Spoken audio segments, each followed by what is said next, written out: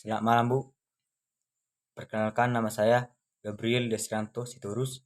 Saya dari kelas 11 MIPA 3. Saya akan membaca dampak kolonialisme di bidang ekonomi, sosial budaya, dan pendidikan.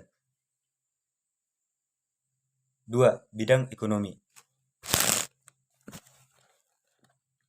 Pada masa pemerintahan Denles, perubahan sistem pemerintahan telah membawa pada perubahan sistem perekonomian tradisional. Dalam sistem modern, tanah-tanah milik raja berubah statusnya menjadi tanah milik pemerintah kolonial.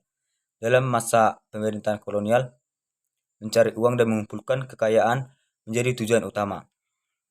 Uang dan kekayaan mereka kumpulkan untuk membiayai keperluan pemerintahan yang sedang berlangsung saat itu. Untuk mendapatkan uang, pemerintah kolonial memperolehnya dari penjual hasil bumi dari para petani berupa pajak. Petani pun harus menjual hasil bumi dengan harga yang telah ditetapkan. Growth Posweg atau jalan raya pos yang menghubungkan Anyer sampai Panarukan dibuka pada masa Denles pemerintah Hindia Belanda. Jalan itu dibangun hampir di seluruh Pulau Jawa sebagai sarana pertahanan untuk menghadapi Inggris. Jalan yang dibangun itu menembus sebagian hutan dan gunung untuk menghindari rawa-rawa antara Jakarta dan Cirebon. Pembangunan jalan itu terkait dengan masalah politik yang sedang menimpa pemerintah, seperti masalah keuangan, ancaman Inggris, pemberontakan Banten dan Cirebon, serta banyak musuh-musuh Denles. Tindakan Denles ini mendapat pujian dari Menteri Penjajahan, karena dengan pembangunan jalan itu maka akan mengurangi pengeluaran pemerintahan. Pembangunan jalan sepanjang 1000 km itu dilakukan dengan kerja rodi. Meskipun dibangun dengan kerja rodi, jalan itu berguna untuk memakmurkan pedalaman Jawa sebagai konsekuensi yang teratur. Menurut Denles, jalan itu membawa keuntungan bagi penduduk setempat dengan semakin ramainya perdagangan. Meskipun jalan pos ini membawa perkembangan daerah yang dilaluinya, namun kritik pedas kepada Denles dilontarkan karena pembangunan jalan itu telah merenggut ribuan nyawa manusia. Pada masa Raffles terjadi perubahan sistem kepemilikan tanah dari tanah raja dari penguasa lokal ke pemerintah. Ini berarti pemerintah mempunyai kewenangan untuk menyewakan tanah. Perubahan dari sistem kepemilikan tanah inilah yang menyebabkan pula terjadinya perubahan hubungan antara raja dan kawulanya, yaitu dari patron klien menjadi hubungan-hubungan yang bersifat komersial. Adanya penyewaan tanah ini berarti pemerintah mendapatkan pajak tanah dan kas pemerintah pun terisi. Dengan demikian, pelaku ekonomi adalah pihak swasta. Sistem ini telah membuka kemerdekaan ekonomi yang didukung oleh kepastian hukum usaha. Perdagangan bebas pun mulai dilakukan. Dalam kaitannya dengan ini, bila perdagangan bebas dilakukan, maka kemakmuran rakyat akan tumbuh dengan sendirinya. Sejak itulah sistem kegiatan ekonomi uang di desa-desa Jawa dan daerah lain di Hindia Belanda yang telah lama dikenal dengan sistem ekonomi swadaya berubah menjadi sistem ekonomi komersial. Setelah pemerintah Raffles berakhir, diganti dengan pemerintahan Hindia Belanda. Ekonomi uang terus berkembang dan kegiatan perdagangan pun semakin luas. Perkembangan ini didukung oleh perkembangan di bidang perbankan. Sejak tahun 1828, era perbankan modern masuk ke Hindia Belanda pada masa Dijavaste Bank. Didirikan di Batavia pada tanggal 24 Januari 1828. Kemudian menyusul berdirinya bank-bank lainnya seperti Netherlands Handels Maatschappij, De Nationale Handels Bank, dan Eskomto Bank. Selain itu, juga berkembang bank-bank lain yang berasal dari Inggris, Australia, dan Cina. Bahkan ada juga bank milik pribumi, yaitu Bank Desa Lumbung Desa. Dampak lain dari pemerintahan kolonial adalah munculnya kota-kota baru yang ditandai dengan adanya jaringan transportasi berupa jalur-jalur kereta api dari Jakarta ke Bogor, dan kereta api di Pulau Jawa, dan lain sebagainya. Pada tahun 1840 muncul penyelidikan tentang pembangunan jalur kereta api yang menghubungkan dari Surabaya lewat Solo ke Yogyakarta hingga ke Priangan. Pada September 1895, jaringan kereta api Semarang sampai Cirebon terbangun.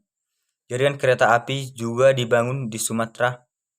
Perusahaan Zuid Sumatera Staatsstramwegen membangun jaringan di Lampung sepanjang 62 km dan Palembang sepanjang 152 km yang telah beroperasi pada tahun 1917 di Sumatera Barat.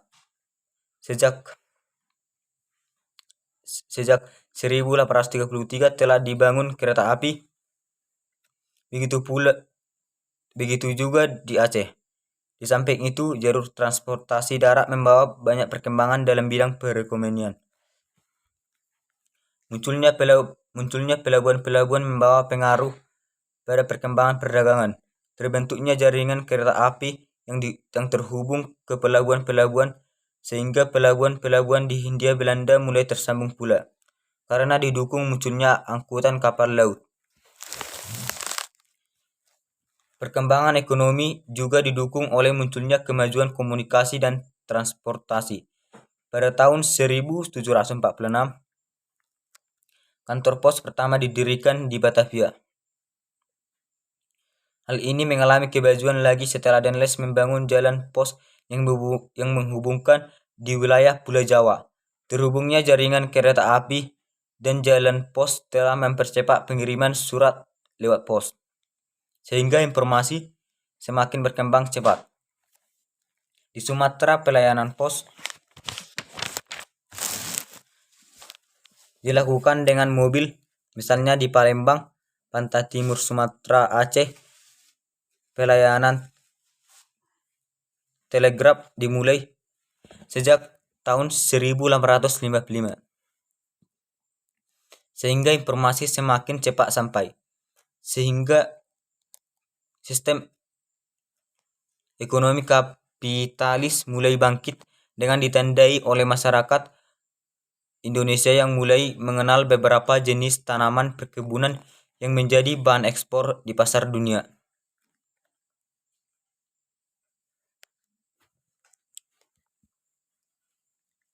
Hal yang menarik dan penting untuk diketahui dalam konteks politik dan ekonomi itu adalah usaha perluasan daerah kekuasaan Belanda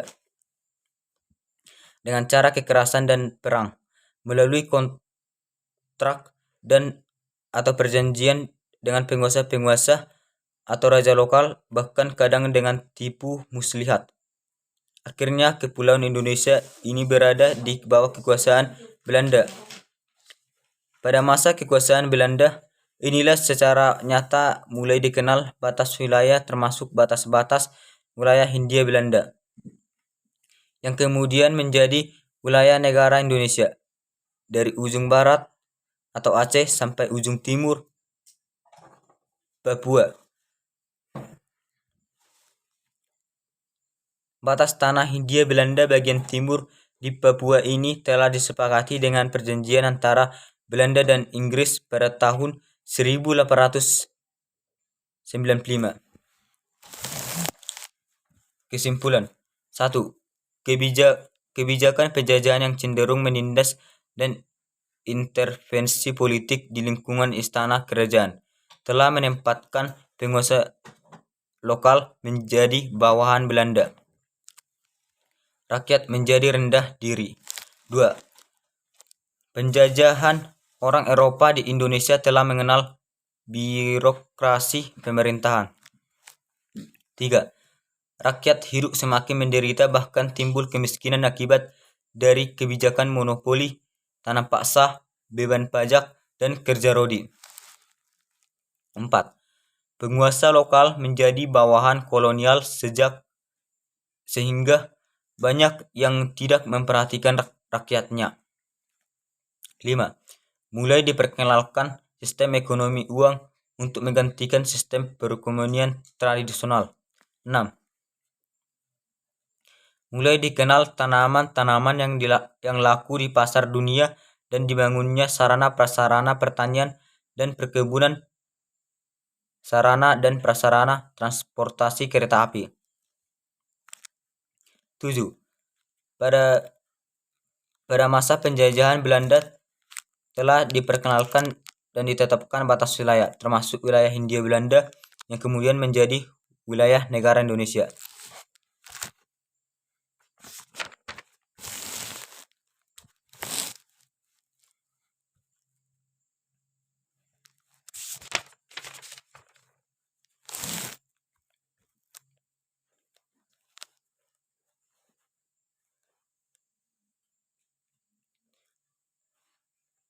Satu, bidang sosial budaya. Penjajahan bangsa Barat di Indonesia secara tegas telah menerapkan kehidupan yang diskriminatif.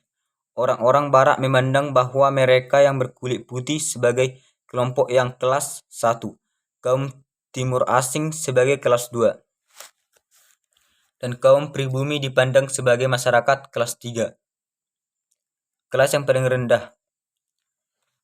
Hal ini membawa konsekuensi bahwa budayanya juga dipandang paling rendah. Pandangan ini sengaja untuk menjatuhkan martabat bangsa Indonesia yang memang sedang terjajah. Memang bangsa Barat ingin memberantas budaya feodal. Terbukti Belanda berhasil menggeser hak-hak istimewa para penguasa pribumi.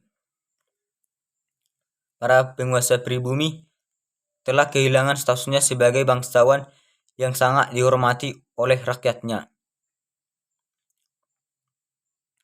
Mereka telah ditempatkan sebagai pegawai pemerintah kolonial, sehingga tidak memiliki hak-hak istimewa kebangsawanannya.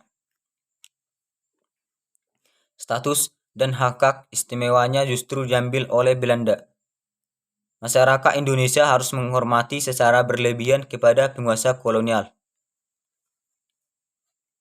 Harus diakui, dengan adanya dominasi orang-orang Barat di Indonesia telah menanamkan nilai-nilai budaya yang umumnya kurang sesuai dengan nilai-nilai budaya bangsa Indonesia.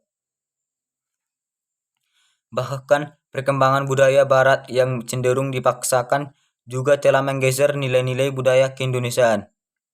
Semangat persatuan, hidup dalam suasana kekerabatan, nilai-nilai gotong royong, nilai-nilai kesantunan, ungguh,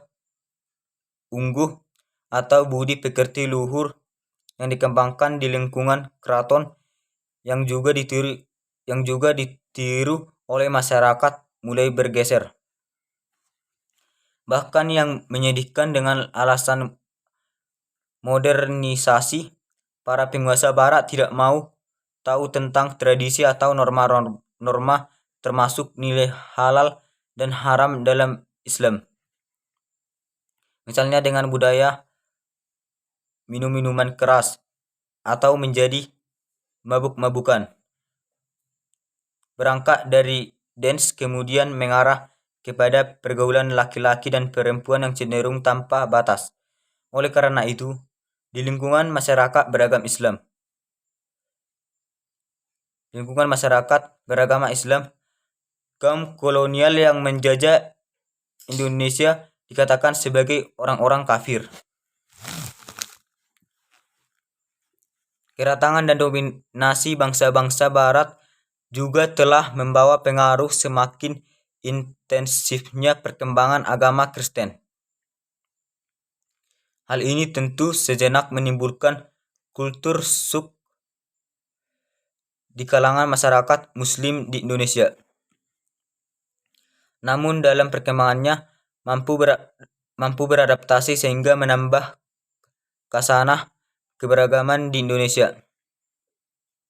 Kemudian pada zaman pemerintah Raffles, perkembangan ilmu pengetahuan, sejarah dan budaya, khususnya di Jawa, mendapatkan perhatian khusus.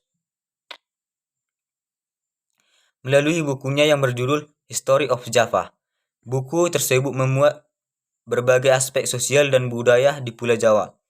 Ada juga buku karya William Marsden yang berjudul History of Sumatra.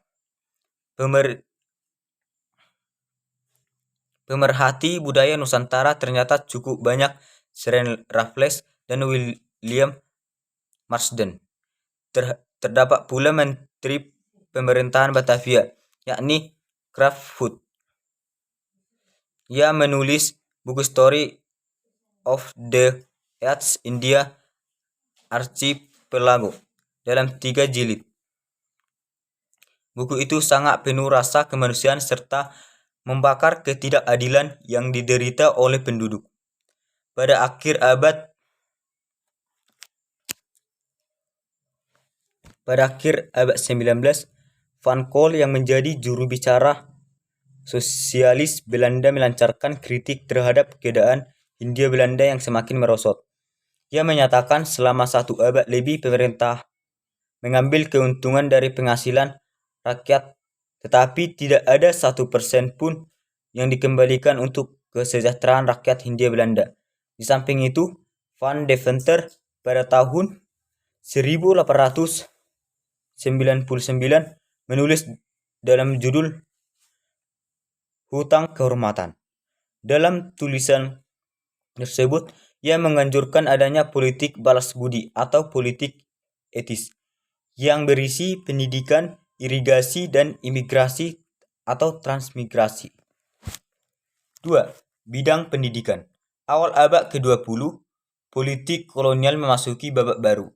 Dimulailah era politik etis yang dipimpin oleh Menteri Jajahan Alexander W.F. Hindenburg, yang kemudian menjajah Gubernur Jenderal Hindia Belanda pada tahun 1909 sampai 1916. Ada 3 program politik etis, yaitu irigasi, edukasi, dan transmigrasi. Adanya politik etis membawa pengaruh besar terhadap perubahan arah kebijakan politik negeri Belanda di atas negeri jajahan. Pada era itu pula muncul simbol baru, yaitu kemajuan. Dunia mulai bergerak dan berbagai kehidupan pun mulai mengalami perubahan. Pembangunan infrastruktur mulai diperhatikan dengan adanya jalur kereta api Jawa sampai Madura. Di Batavia, lambang kemajuan ditunjukkan dengan adanya tram listrik yang mulai beroperasi pada awal masa itu. Dalam bidang pertanian, pemerintah kolonial memberikan perhatiannya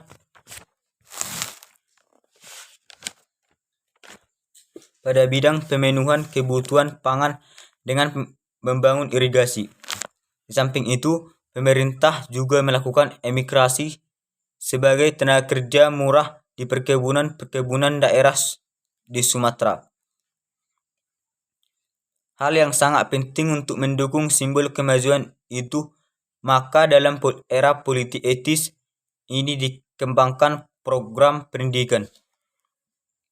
Pendidikan ini ternyata tidak hanya untuk orang-orang Belanda, tetapi juga diperuntukkan kepada kaum pribumi.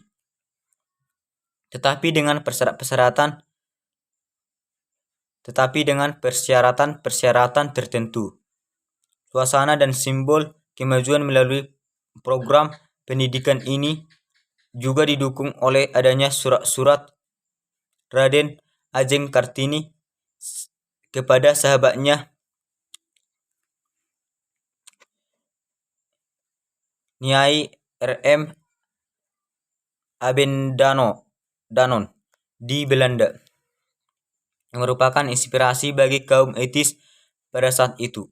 Semangat era etis adalah kemajuan menuju modernitas. Perluasan pendidikan gaya barat adalah tanda resmi dari bentuk politik etis itu. Pendidikan itu tidak saja menghasilkan tenaga kerja yang diperlukan oleh negara, tetapi juga pada sektor swasta Belanda. Dalam bidang pendidikan, meskipun dampaknya sangat kecil kepada penduduk pribumi, tetapi membawa dampak pada tumbuhnya sekolah-sekolah. Pada tahun 1900, tercatat sebanyak 169 Eurepse Legre School atau ELS di seluruh Hindia Belanda. Dari sekolah ini, murid-murid dapat melanjutkan pelajaran ke Stovia atau School to Opleiding van Nische Arsten, ke Batavia atau Hogere Beroepsliche School atau HBS. Di samping itu juga dikenal sekolah Osvia atau sekolah calon pegawai yang berjumlah 6 buah. Untuk memperluas program pendidikan, maka keberadaan sekolah guru sangat diperlukan. Dikembangkan sekolah guru, sebenarnya sekolah guru atau Quick School sudah dibuka pada tahun 1852 di Solo. Berkembanglah pendidikan di Indonesia sejak jenjang pendidikan dasar seperti Hollands Inland School atau HIS, kemudian Millwood Gebright Lake Ondersweet atau MULO. Untuk kelanjutan pendidikannya, kemudian dibuka sekolah menengah yang disebut Angleman Middelbare School atau AMS. Juga ada sekolah Hogeschool School atau HBS. Kemudian khususnya untuk kaum pribumi disediakan sekolah kelas 1 yang murid-muridnya berasal dari anak-anak golongan atas yang nantinya akan menjadi pegawai. Dan kemudian rakyat pada umumnya disediakan sekolah kelas 2 yang di Jawa dikenal dengan sekolah Ongkoloro. Bagi pemuda aktivis, banyak yang bersekolah di School to Opleiding van Indische Arsten atau Stovia yang berpusat di Batavia. Sekolah ini sering disebut dengan sekolah dokter Jawa. Dari sekolah ini lahir beberapa tokoh pergerakan kebangsaan. Memang harus diakui, meskipun penduduk pribumi yang dapat bersekolah sangat sedikit, namun keberadaan sekolah itu telah menumbuhkan kesadaran di kalangan pribumi akan pentingnya pendidikan. Hal ini mempercepat proses modernisasi dan munculnya kaum terpelajar yang akan membawa pada kesadaran nasionalisme. Munculnya kaum terpelajar itu mendorong munculnya surat kabar seperti Pewarta Priai yang dikelola oleh R.M. Triko Adikosumo. Juga koran-koran lain seperti surat kabar De Pringer Bot atau tahun 1885 di Bandung, Daily Crown tahun 1884, di Sumatera Timur. Makassar Quran 1902 di Sulawesi. Bromatani 1855 di Surakarta. Bintang Hindia 1902 yang dikelola oleh Abdul Rifai, membawa pencerahan di kalangan pribumi. Dari berbagai informasi yang ada di surat kabar, inilah lambat laun kesadaran akan pentingnya persamaan kemerdekaan terus menyebar ke kalangan terpelajar di seluruh wilayah Hindia Belanda. Berkat informasi yang berkembang inilah kaum terpelajar terus melakukan dialog dan berdebat tentang masa depan tanah kelahirannya. Sehingga kesadaran pentingnya kemerdekaan terus berkembang dari waktu ke waktu. Yang puncaknya adalah adanya kesadaran untuk menjadi satu tanah air, satu bangsa dan satu bahasa adalah Indonesia pada tanggal 28 Oktober 1928.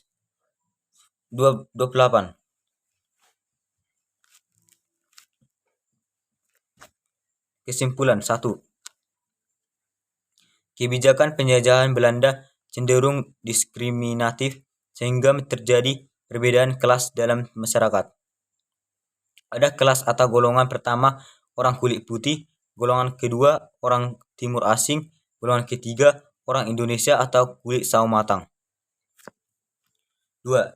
Dalam mengendalikan rakyat dan mendapatkan keuntungan, penguasa Belanda memanfaatkan kultur feodal yang sudah ada. 3. Pada masa Raffles, ilmu pengetahuan, sejarah dan budaya, terutama Jawa mendapat perhatian khusus. 4.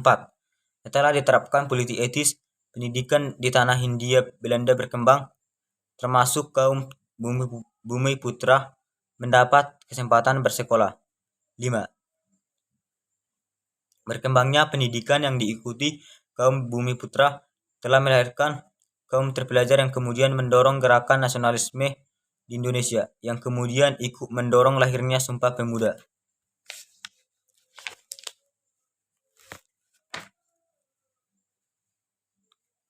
Sekian dan terima kasih.